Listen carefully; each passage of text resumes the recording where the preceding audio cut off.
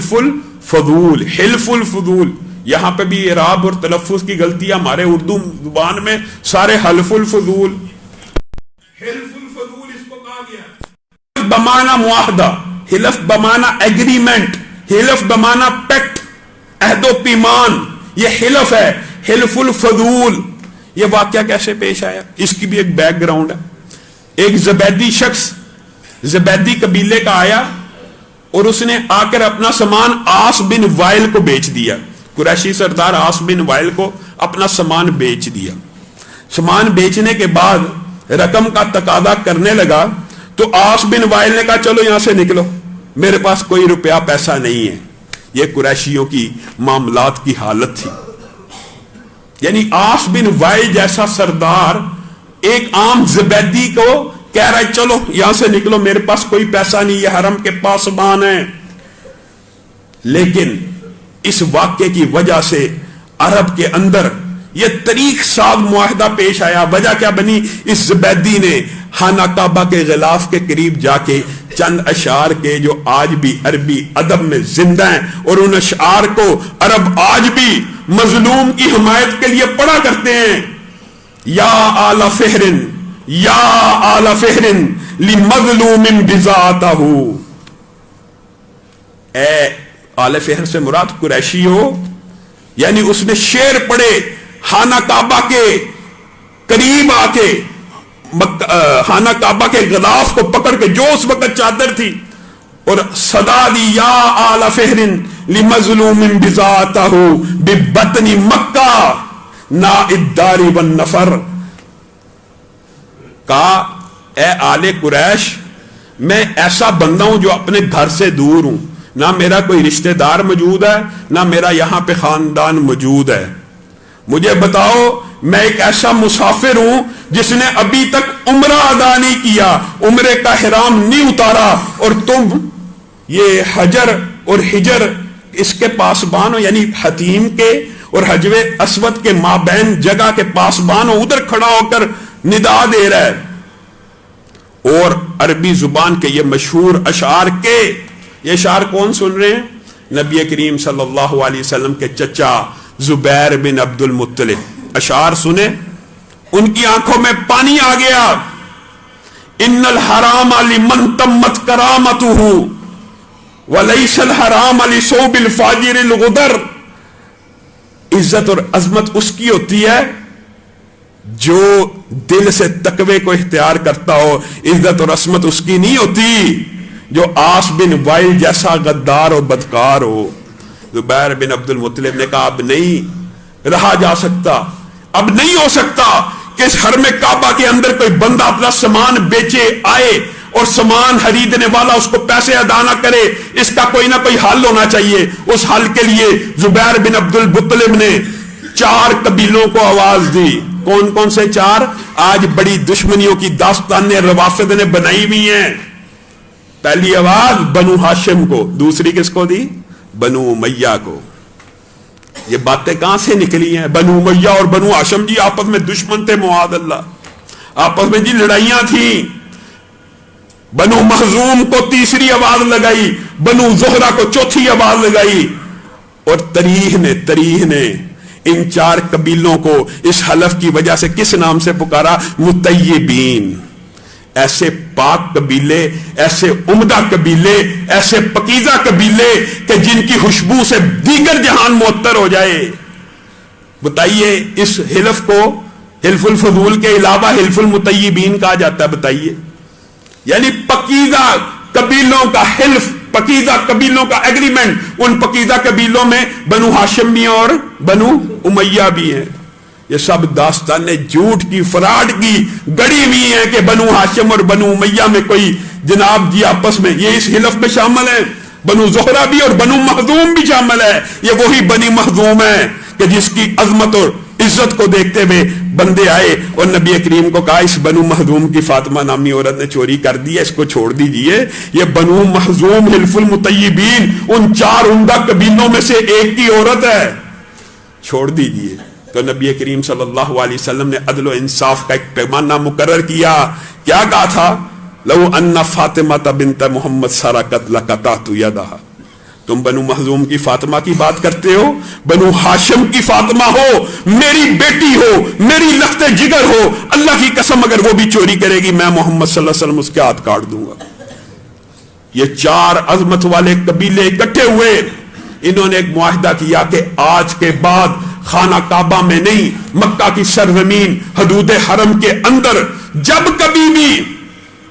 جب کبھی بھی ظلم ہوگا یہ 4 قبیلے اس ظلم کے خلاف کھڑے ہوں گے اور مظلوم کی مدد کریں گے۔ بتائیے اس معاشرے کے اندر، اس حلف کے اندر بڑی عبرتیں ہیں، اور اسی لیے نبی کریم صلی اللہ علیہ وسلم نے کہا تھا شہدت حلف المطیبین، میں نے اس حلف فضول میں شرکت کی فی داری عبداللہ ابن جدعان، فی داری عبداللہ یعنی عبداللہ ابن جدعان کے گھر کے اندر یہ معاہدہ ہوا تھا، اور میں محمد صلی اللہ علیہ وسلم اس معاہدے میں شریک تھا، اور میں محمد صلی اللہ علیہ وسلم اس بات کو پسند نہیں کرتا کہ مجھے کوئی سرخ اونٹ دے اور لالچ کے طور کے اوپر مظلوم کی حمایت سے دستبرداری کے لیے سرخ اونٹ دے دیے جائیں، اور کوئی مجھے کہے میں اس معاہدے کو توڑ دوں۔ اللہ کی قسم میں محمد صلی اللہ علیہ وسلم حالت اسلام میں بھی جب بھی مجھے کوئی اس معاہدے کی طرف بلائے گا میں لبیک کہوں گا۔ یہ صحیح حدیث ہے۔ نبی کریم صلی اللہ علیہ وسلم کی مظلوموں کی حمایت کے لیے اس معاہدے کے اندر اس وقت بھی قدرتی طور پہ آپ شامل ہیں، اس وقت ابھی نبی نہیں ہے لیکن اس معاہدے میں شامل ہیں، بنو ہاشم کی نمائندگی کر رہے ہیں، اور اس معاہدے کا رزلٹ ایک بات ثابت ہو گئی کہ عرب کے اندر بعض لوگ ایسے ضرور موجود تھے جو ظلم کو ناپسند کرتے تھے۔ اور یہاں پہ ایک بات میں آپ کو بتاؤں، اس معاہدے کے اندر سیرت نگاروں نے اس کی بڑے دروس اور عبرتیں بیان کی ہیں کہ اللہ کی قسم ظلم سے بڑا ظلم یہ ہوتا ہے کہ ظلم کو دیکھ کے خاموش رہا جائے۔ یہ ظلم سے بڑا ظلم ہے کہ ظلم کو دیکھ کے خاموش رہا جائے۔ آس بن وائل نے لوٹ لیا ایک بندے کو، پورا قریش خاموش کہ ہمارا سردار ہے اس نے لوٹ لیا، خاموش رہا جائے۔ بدبختی کی، بے ایمانی کی اور تعصب کی اور جانبداری کی ابتدا اس بات سے ہوتی ہے جب انسان یہ دیکھتا ہے اچھا میرے بھائی نے، اچھا میرے دوست نے ظلم کیا ہے، اس کو برداشت کیا جائے۔ کیوں؟ ظلم چاہے اپنا سگا بھائی، بیٹا، باپ کر رہا ہو، آپ نے اس کے خلاف آواز کو کھڑا کرنا ہے۔ یہی اس دور کا بھی یہ درس ہے، اور نبی کریم صلی اللہ علیہ وسلم اس معاہدے کی عظمت اور پاسداری کب کر رہے ہیں؟ اسلام لانے کے بعد کہہ رہے ہیں اللہ کی قسم مجھے آج بھی کوئی اس معاہدے کی طرف پکار دے گا میں محمد صلی اللہ علیہ وسلم دوڑ کے چلا جاؤں گا۔ کیوں؟ اس معاہدے کے اندر ظالم کو روکنے کا حکم ہے، مظلوم کی حمایت کا حکم ہے، اور نبی کریم صلی اللہ علیہ وسلم کی پوری زندگی ظلم کے خلاف مظلوموں کی حمایت میں گزری ہے۔ یہ بات آپ سب جانتے ہیں۔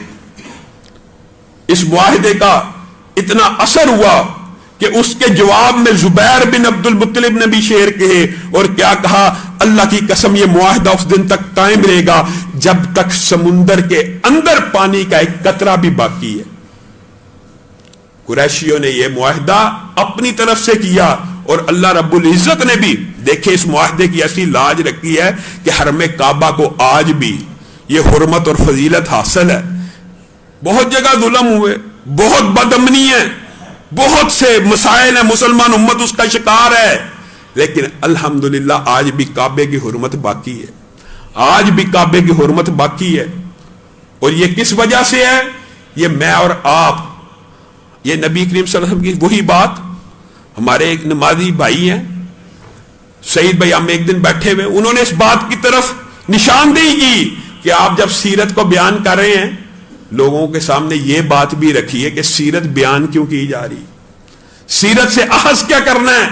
اگر ہم نے سیرت کے یہ سبق سمجھے ہی نہیں اور ایک کہانی اور سٹوری کی طرح یہاں پہ نبی کریم صلی اللہ علیہ وسلم کی سیرت کو سن کے چلے گئے تو بتائیے حقیقت بات یہ ہے، یہ تو پھر ایک قصہ اور کہانی ہو گئی۔ ہم نے اس سے دروس اور عبرتیں کیا حاصل کی ہیں؟ میری اور آپ کی زندگی کے اندر نمونہ نبی محترم صلی اللہ علیہ وسلم کی ذات ہونی چاہیے۔ بات کہنے کو ہم بڑی کہہ دیتے ہیں کہ ہمارے نبی ایسے ہیں جی، ہمارے نبی نے गैर महरम औरत को देखना तो दूर की बात है, उनके हाथ को भी देखना गवारा नहीं किया। लेकिन हम सुबह शाम सोशल मीडिया के फितने का शिकार हैं, टीवी के फितने का शिकार हैं। बताइए, नबी मोहतरम सल्लल्लाहु अलैहि वसल्लम की एक हदीस में यह बात मिलती है ना, क़यामत उस वक्त तक कायम नहीं होगी जब तक घर घर नाच और गाने वालियां दाखिल ना हो जाएं। किसके घर में? मुसलमान लोगों के घरों में। शर्मिंदगी की बात है। बताइए, क्या इससे मुराद सिर्फ यही थी कि औरत बजाते हुए चल के आए? नहीं, इससे मुराद यह भी है कि घर के अंदर टीवी लगा है, औरत 2 रुपए का ब्लेड भी नाच नाच के बेच रही है। नाच नहीं रही, टीवी को अब गुनाह ही नहीं समझा जाता। टीवी गुनाह ही नहीं है, खबरें सुनने के लिए है। उस खबरों के दौरान भी ऐसे ऐसे लगव इश्तिहारात आते हैं, उसमें औरत नाच नहीं रही।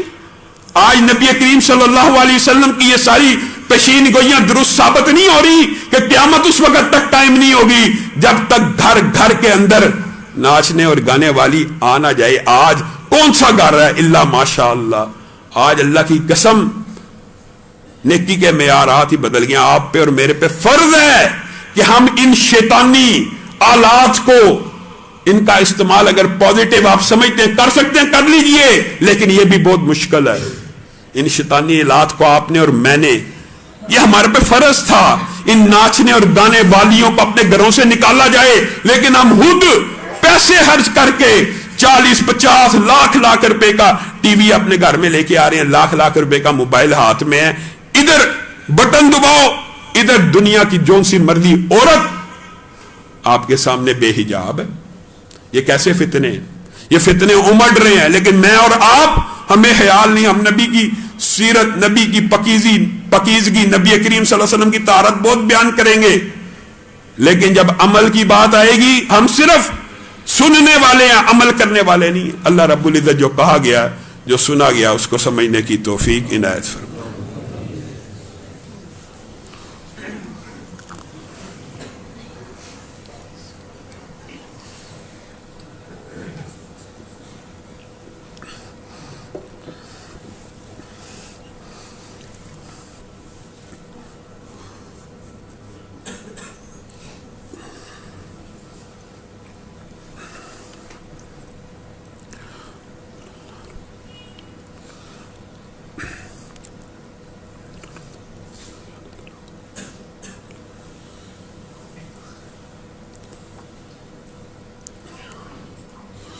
इन्नल हम्दलिल्लाहि नहमदुहु व नस्तईनुहु व नस्तगफिरुहु व नुमिनु बिही व नतवक्कलु अलैहि व नऊज़ु बिल्लाहि मिन शुरूरि अनफुसिना व मिन सय्यिआति अमालिना मन यहदिहिल्लाहु फला मुदिल्ल लहु व मन युद्लिलहु फला हादिय लहु व अशहदु अल्ला इलाहा इल्लल्लाह व अशहदु अन्ना मुहम्मदन अब्दुहु व रसूलुहु अम्मा बाद फ़इन्न खैरल हदीस किताबुल्लाह व खैरल हदी हदी मुहम्मदिन सल्लल्लाहु अलैहि वसल्लम व शर्रुल उमूरि मुहदसातुहा व कुल्लु मुहदसतिन बिदअह व कुल्लु बिदअतिन दलाला व कुल्लु दलालतिन फिन्नार। मौजूद सामीन गिरामी कदर, बातें तो बहुत सी आपके सामने रखना चाहता हूँ, लेकिन इनमें से जो मैं समझता हूँ मेरी नुक्ता नज़र में अहम बात है, सबसे पहले मैं आपके सामने वो बात रखूँगा और अगर मौका मिला तो उससे आगे बात को चलाएंगे। सबसे अहम बात जो गुज़श्ता हफ्ते में पेश आई वो ये है कि जुनेद हफीज नामी एक मलऊन शख्स का सेशन कोर्ट जस्टिस कय्यूम ने फैसला दिया कि इसको सजाए मौत देनी। जैसे ही इस सजा का ऐलान हुआ, BBC, वॉइस ऑफ अमेरिका, सारे नशरियाती इदारे इस खबर के पीछे हाथ धोकर पड़ गए और मुल्जम को ऐसे पाक साफ मुबर्रा जिस तरह वो कर सकते हैं इस्लाम दुश्मनी में कूदे और उसको ऐसे पाक साफ ताहिर।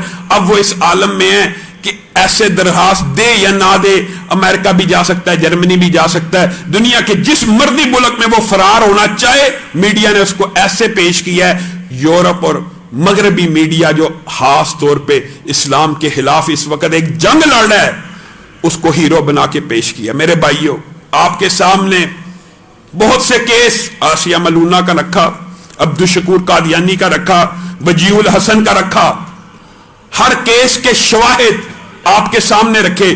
جنید حفیظ کیس کے حوالے سے آپ کو میں یہ بات بتلانا چاہتا ہوں, کسی مغرب کے کسی بے ایمان لبرل سیکولر موبتی مافیا کے پراپوگنڈے کا شکار نہیں ہونا. اس کے حقائق عوام تک پہنچنے نہیں دیے جاتے. میں آپ کو بتاتا ہوں, بہاؤالدین ذکریا یونیورسٹی کا یہ ایک پروفیسر پہلے میڈیکل کر رہا تھا, اس دوران انگلش لٹریچر میں ایم اے کیا, میڈیکل کی تعلیم چھوڑ کے باہر گیا, واپس آیا.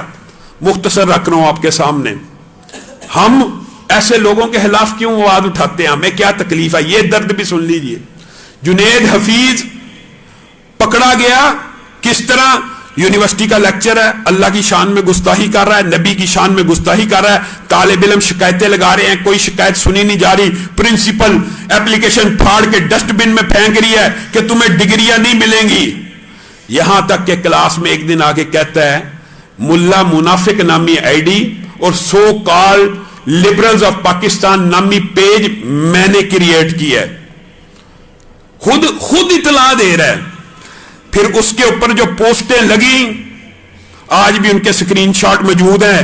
لیکن آپ کے سامنے پہلے بھی ایک بات رکھی ہے, گواہ تب درکار ہوتے ہیں جب کوئی بندہ اپنے جرم کا اقرار نہ کر رہا ہو. جب کوئی بندہ اپنے گناہ اور جرم کا اعتراف اور اقرار کر لے پھر گواہی کی ضرورت بھی نہیں رہتی. لیکن کیس کے اندر الحمدللہ جس طرح پروب کیا گیا ہے, 3 عدد گواہ, ایک پی ایچ ڈی ڈاکٹر بھی اس کی گواہی میں شامل ہے. اس نے ان پیجز کے اوپر جس قسم کی ہردہ سرائی کی ہے, اللہ کی قسم میں یہاں پہ بیان کر دوں تو آگ لگ جائے. لیکن ہمیشہ سے یہ مولوی اور ملا کو اور مذہبی طبقے کو تانا دیا جاتا ہے یہ قانون ہاتھ میں لے لیتے ہیں. آسیہ ملونہ کیس میں قانون ہاتھ میں لیا گیا نہیں, پروب کیا گیا کہ اس کو عدالت کی طرف سے سزا ملے, کیس لڑا گیا, انتظار کیا گیا, نتیجہ کیا نکلا. عبد الشکور قادیانی کیس کا نتیجہ کیا نکلا, وجیہ الحسن کا کیا نکلا. اس کیس کے اندر بھی جس طرح مغرب کے میڈیا نے اس کیس کو اٹھا لیا ہے, بہت ممکن ہے ان قریب یہ بھی ملک سے فرار ہو جائے. اس نے ان آئی ڈیز کے اوپر نبی کریم صلی اللہ علیہ وسلم کی ازواجی زندگی کو ٹارگٹ کیا. بعض مندرجات میں آپ کے سامنے اس لیے رکھنا چاہتا ہوں آپ کو آگاہی ہو, اور بعض ایسے ہیں کہ آپ خود اگر دیکھنا چاہیں, میرا تو ضمیر اس بات کو گوارا نہیں کرتا کہ میں یہ دیکھنے کے بعد اپنے آپ کو اشتعال سے کیسے روکوں.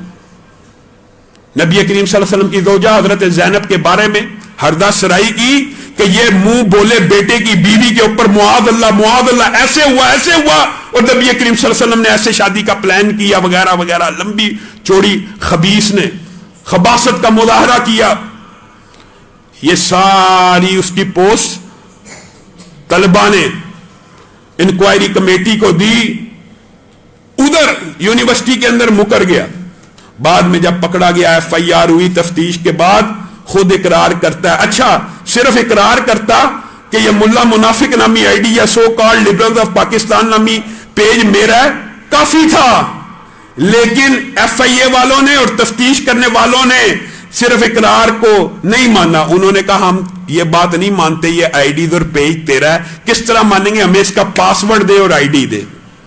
جب پاسورڈ اور آئی ڈی اس سے نکلوایا گیا, ان کا ایک ہی ایڈمن ہے اور واحد یہ ہے, گویا اس پیج کے اوپر نبی کریم صلی اللہ علیہ وسلم کی جتنی توہین ہوئی یہ اس بغیرت نے کی. اب ثابت ہو گئی تو سیشن کورٹ نے اس کو سزائے موت دے دی ہے.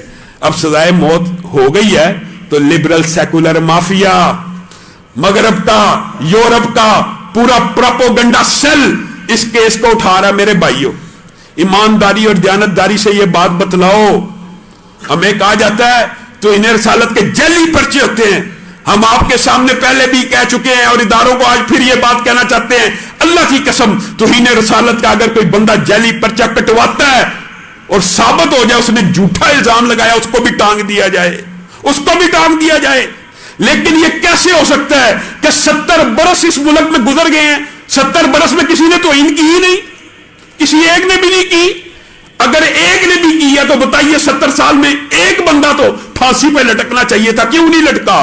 اللہ کی قسم اٹھائیے, آپ سے سچ بول رہا ہوں, 70 برس گزر چکے ہیں, پاکستان کو بنے ہوئے ایک بھی توہین رسالت کا ملزم پھانسی نہیں لگا. جائیے اٹھائیے, اگر میں غلط ثابت ہو جاؤں تو ممبر کے اوپر بیٹھا ہوں ذمہ دار ہوں. ایک بھی نہیں لگا. یہ کیسے ہو سکتا ہے کہ 70 برس میں ایک بھی نہیں گستاخی نہیں کی؟ مقدمہ یہ پیش کرتے ہیں یہ مافیا لبرل اور سیکولر مافیا مقدمہ یہ پیش کرتی ہے یہ جعلی پرچے ہوتے ہیں جی جھوٹ بولا جاتا ہے. سب سے زیادہ ہمارا بات تو تعصب کی بھی لوگ کہتے ہیں لیکن سب سے زیادہ ہم خود ہمارا گروہ ہمارا مسلک ہمارے عقیدے کے لوگ ان جعلی پرچوں کا شکار ہوتے ہیں. لیکن اگر قتل کا کوئی جعلی پرچہ کٹ جائے تو اس کے بارے میں یہ کہا جائے گا یہ قانون ختم کر دو. یہ چاہتے یہ ہے کہ اس کو جعلی کہہ کے اس قانون کو ختم کر دیا جائے. اگر قانون ختم کیا جائے گا اور اس کی طرف جاؤ گے اللہ کی قسم زیادہ انارکی پھیلے گی. لوگ قانون ہاتھ میں اس لیے نہیں لیتے کہ قانون موجود ہے اس کے ذریعے کیفے کردار تک پہنچے گا. لیکن آپ کا وہی طرز عمل. ایک بندے نے قرار کر لیا میری آئی ڈی ہے, اس نے پاس ورڈ دے دیا, اس نے اپنا لاگن آئی ڈی دے دیا. اس کے بعد اب پھر اپیلیں کر کے مغربی دباؤ کے اوپر اگر آپ اس کو ملک سے فرار کرا دیں گے کیا سوچے گا مذہبی طبقہ؟ پھر یہی سوچ آئے گی کہ یار جس کسی گستاخ کو دیکھو پھر قانون میں ہاتھ لینے کے جذبات آتے ہیں. پھر آپ کہتے ہو کہ مولوی ممتاز قادری پیدا کرتے ہیں. ممتاز قادری اللہ کی قسم آپ پھانسی پہ نہیں چڑھاتے اس لیے پیدا ہوتے ہیں. ممتاز قادری جیسے لوگ آپ پیدا کرتے ہیں, مولوی پیدا نہیں کرتے. مولوی علماء اور اسلام پسند طبقہ تو دلائل کی روشنی میں ایک بندے کو توہین رسالت کا مجرم قرار دلوا چکا, سیشن کورٹ نے سزائے موت دے دی. اب آپ کے اوپر ہے, آپ ہائی کورٹ میں اس کی بیل لے لیں, سپریم کورٹ میں اس کی بیل لے لیں, پھر ہمارے وہی جذبات ہوں گے کہ 70 برس سے ایک بھی ایسا نہیں تھا بدبخت. سب کے سامنے گستاخی ہوتی ہے, سب کو پتا گستاخ اسی معاشرے کا حصہ ہے. ایتھیزم کو آج یونیورسٹیوں میں سپورٹ اور پروموٹ کیا جا رہا ہے. نبی کے بارے میں ہمارے جذبات سینسٹیو ہیں, یہ بھی بات کر کے اپنی بات کو ختم کروں گا کہ نبی محترم کے بارے میں الحمدللہ مسلمانوں کے جذبات سینسٹیو ہیں. اور وہ دیکھیں نا کوئی بندہ حد سے تجاوز کر رہا اس کو روکتے ہیں, الحمدللہ اچھی بات ہے. میں قانون ہاتھ میں لینے کا قائل نہیں کہ خود اٹھ کے قتل کیا جائے, ریاست کی ذمہ داری ہے. لیکن ایک آپ نے نقطہ دیکھا کہ نبی کے بارے میں تو جذبات ہیں لیکن اللہ کی گستاخی جو مرضی کر دے. اللہ کی گستاخی عام ہے. آپ یونیورسٹیوں میں جائیں, اللہ کی قسم اللہ کی گستاخی کے اوپر بڑے بڑے پڑھے لکھے اور دیندار لوگ بھی خاموش رہتے ہیں. یہ دکھ اور افسوس کی بات ہے. ہاں نبی کے لیے جو پیار ہے ٹھیک ہے, لیکن اللہ کے لیے بھی اتنا احترام ہونا چاہیے کہ نہیں, کم از کم اللہ کا احترام تو نبی سے زیادہ ہونا چاہیے. لیکن اللہ کے بارے میں ہم سینسٹیو ہی نہیں. اللہ کے بارے میں جو مرضی چوک میں کھڑا ہو کے چوراہے پہ کھڑا ہو کے ایسے ایسے اشعار سوشل میڈیا پہ آ رہے ہیں, آپ حیران رہ جائیں. معاذ اللہ ایک جملہ ہے, خیر بڑے بڑے صوفیوں نے بھی اللہ کی گستاخی میں تو اپنا کردار ادا کیا ہے نا. کسی نے کہہ دیا تو ایک گورکھ دندا, معاذ اللہ. ایک شاعر ایسا بھی پیدا ہوا ہے جو کہتا اللہ میاں تو تھلے آ. عجیب و غریب قسم کی شاعری. اللہ رب العزت جو کہا گیا جو سنا گیا اس کو سمجھنے کی توفیق عنایت فرمائے. سبحان ربک رب